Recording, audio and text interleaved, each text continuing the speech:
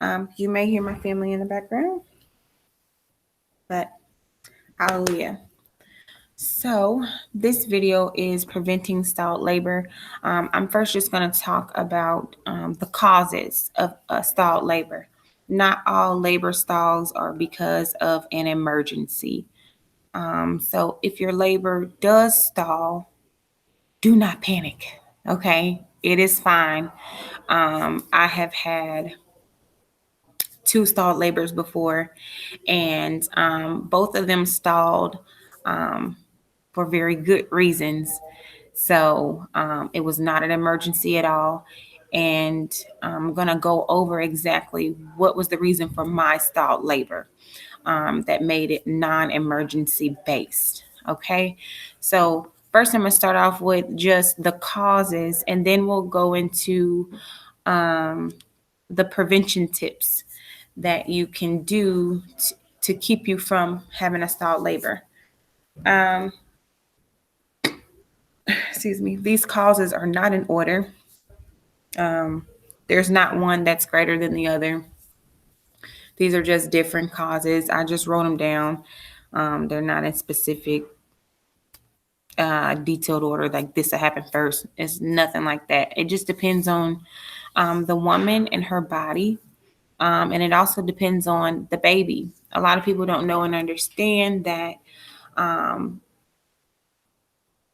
a lot of stalled labors or hiccups and during pregnancy is because of what is going on with the baby. The baby plays a major part in labor, and the baby plays a major part um, in the success of labor. Okay. Um, so a lot of people don't know that. They play a major part in whether your labor will be stalled or not. Okay. So stalled labor does not always mean something bad. That's not what it means. So don't get that in your psyche that that's what that means. Don't get that in your mind. Let's try to steer clear of all fear derived thoughts. Okay. So, one cause is the contractions that you're having are happening without dilation. Okay, so if you are contracting and no dilation is going on, then of course your body will stall. It will kind of stop the labor, which is good for mommy because you don't want to continue to experience contractions and then you're not dilating. What typically happens in the hospital is if you're in the hospital and you're having contractions and you're not dilating, that is like a flag for them to say that's something bad, that's an emergency. It's not an emergency at all. So moms who are going to have their babies in a hospital, I recommend you don't go to the hospital until you are um, your contractions are strong and they're consistently maybe 8 to 5 minutes apart. Okay, that's just for a mom who doesn't really know her body or things like that. I don't recommend you going to the hospital when you feel the slightest contraction. That's not wise. Because when you get in the hospital, they have a standard system, they have a standard way that they believe a mother is supposed to labor. And if you are not laboring in according to their standard, then they can place on you the different notions of, okay, your labor is not progressing. We may have to, baby's heart rate's not going to stay steady if you're not dilating a centimeter an hour. You know what I'm saying? So try to avoid getting to the hospital too soon, because you could start having contractions without dilation, and they don't like that in the hospital. They expect the laboring mother to come in and deliver that baby in the same day. That's just not that's not how labor operates. Some women are actually in labor. Most women are actually in labor for weeks and they don't know it. And it's because you're not really taught how your body actually operates. And so if you go to the hospital, they consider you being in labor when you're dilated to 4 or your water has broken. My water has broke before, and my labor did not start. Water breaking does not mean labor start. I was actually aware of a mom whose water broke and she did not have her baby. It was like a week and a half later that she had her baby. Baby was perfectly healthy. Baby was perfectly fine. And in fact, her water redeveloped. So, there's just a standard that the hospital has set for a laboring mom. And when you don't follow that standard, they raise flags and say that there is an emergency when there is not. Okay, so contractions without dilation is a cause. You also have slowed contractions. When your contractions slow down, that causes your labor to stall. And like I said, I'm going to go into why that those things happen because the baby plays a major part in contractions without dilation and slowed contractions. Another cause is the baby not descending. Okay, that can cause a stalled labor. The baby's not descending, meaning the baby's not ready. So your labor is going to stop until the baby begins to descend again. Induction, when you go to the hospital and they say, okay, you need to have baby by this day. Okay, and if baby's not born, we're going to have to induce you. That is completely unnecessary. Okay, your baby will come when he or she is ready to come. Your baby is not going to be in your womb for 2 years. It's just not going to happen. Okay, but like I said, there's a standard that the hospital likes to follow. So they like doing inductions. So an induction is not the wisest thing to do because your body is not ready for that. So that will cause a stalled labor. Emotional stress, anxiety, worry, fear, all of those types of emotions, all of those types of thoughts, spirits, that will cause your labor to stall.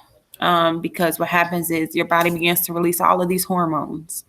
And instead of releasing the hormone that is needed to activate labor, it's getting flooded by all of these other hormones, which causing you to stress out and not really focus on actually preparing to deliver a baby. That can cause a stalled labor. Baby's position, just like baby not descending. The baby's position can cause a stalled labor. If the baby is sideways or transverse is what they call it, I believe, that can cause the baby, that can cause your labor to stall. There is a tip with if the baby is transverse as an herbal tip.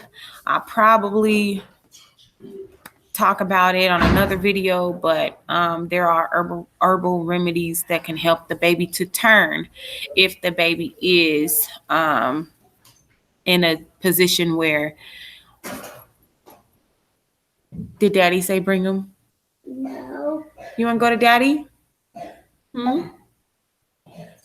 You want to go back with, is it Braylon? Is your name Braylon or Braxton? Braxton. You want to go back with Braxton? Huh? And go back to daddy? Go with Braxton. Go with Braxton and go with daddy. You see mama later. Okay. See you later, man. You go with Braxton? And go with daddy? And Zakari's playing with Braxton, so he was coming in here to the video.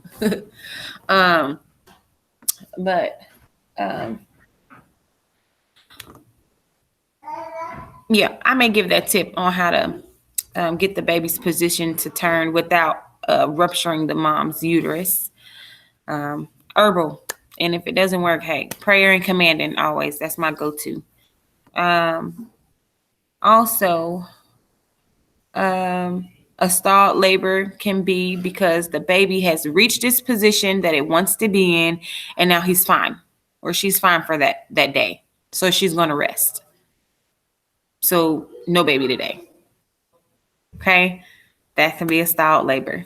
Your uterus may need to rest. Like I may mention earlier before, most women are in labor for weeks and they don't even know it because they're not taught that there are actually 3 stages of labor. You have your first stage, which is your preterm. which is pre-labor. You have your second stage, which is your active labor. And then your third stage is the delivery of the placenta. A lot of moms are in their first stage for weeks, and some moms are in their second stage for days. So the uterus may just need to rest. So that is a good thing. Your body knows exactly what needs to be done, and it will let you know. It does not mean it's a bad thing for your labor to stall. Not a bad thing at all. And I'll share my experience with you guys with my stalled labors, and I was actually grateful for them to stall. Okay. And then the baby's just not ready. So you definitely don't ever want to induce your labor. Don't do that. Let your labor just naturally happen. Baby's going to come either way. You might as well just let your body tell you when the baby's going to come instead of trying to work baby out, because you put more undue stress on your own body, and it exasperates your healing process too. Because if your placenta is delivered before it is ready to detach, you heighten the risk of hemorrhaging even the more. So do not induce your labor. Just continue to get done what you can get done. And when you can't do it anymore, then have baby. When baby says, okay, it's time to come, I'm ready to go, then now we're ready. Go ahead and continue to get things get things together so that you're actually ready when labor happens and when labor continues to progress. So I was saying that most of the time, stalled labor is because of baby. Let me tell you something. They don't tell us this, but when you're having contractions and then your labor stops and then you're having contractions again and then it stops, that is good. You know why? Because the contractions stimulate the baby's nervous system. Okay. So think of it like this. If your labor starts and then it stops, think of it as, oh, okay, my body is now telling baby to get ready. It's stimulating his nervous system to prepare him to breathe when he comes out of the womb. Okay. So the contractions are important.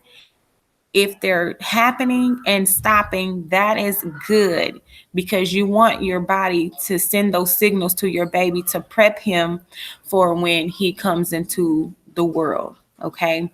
So that's a good reason, benefit for the stalled labor. Sometimes your body is just communicating with the baby and seeing if the baby is even ready to come out. And if the baby's not ready to come out, hallelujah. If the baby is ready to come out, hallelujah. Your body's telling him, okay, get prepared, because when you come out, you're going to have to take a deep breath. That's what your contractions are doing. In a stalled labor, even your Braxton Hicks, your body is preparing for labor. So you don't want to induce labor when actually your body is just in preparation mode and it's not in labor mode. I've had 5 successful births, and I know my body now. I know when it's prepping for labor, and I know exactly when, no, this is labor. And so you want to just take that time to sit down and kind of get to know your body, so that way you can differentiate between, okay, this is just Braxton Hicks, or this is just preparation, or this is just, okay, my labor jump started so that I can be prepared for labor. Now it's going to let me rest. Okay. So a lot of moms have stalled labors, and it's not an emergency at all, but a lot of it has to do with baby. Okay. So if baby is not ready, then your labor will stall. The baby can also be too big. You know what I'm saying? I was looking at a mom. I was looking at her story. She was pregnant with twins, and she had planned to do a home birth, and her labor had started. It was progressing very well. She had made it to about 5 to 2 minutes apart, I believe. I could be off by just a little bit, but she was getting ready to enter into stage 2. and her body just all of a sudden stopped. It stopped trying to get labor going completely.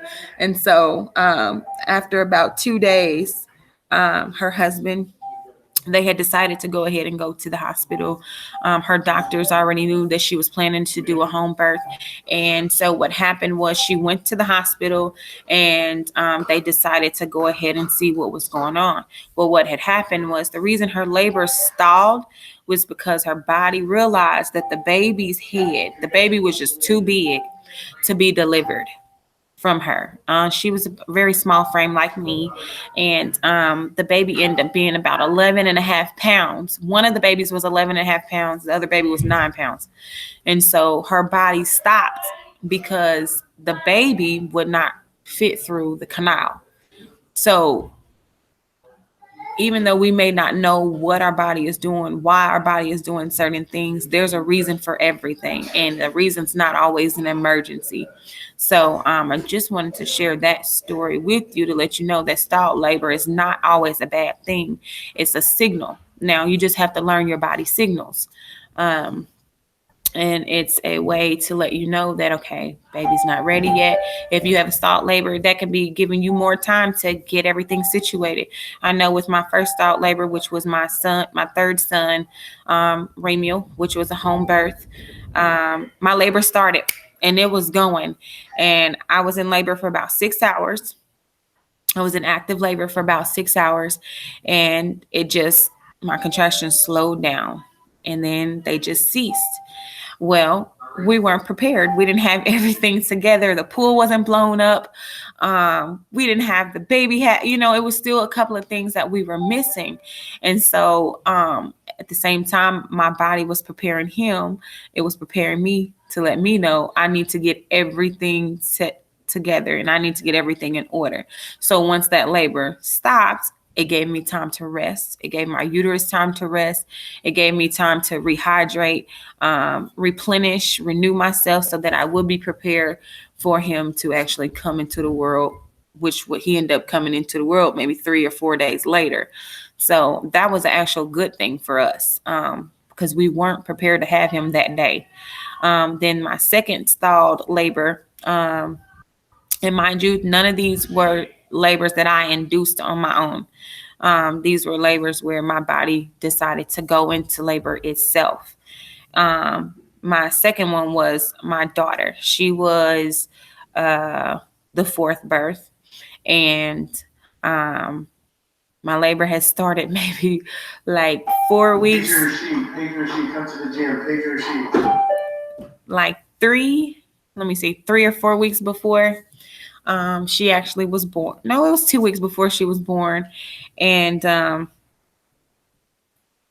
time my body was preparing, like my uterus was prepping, because she did not descend down.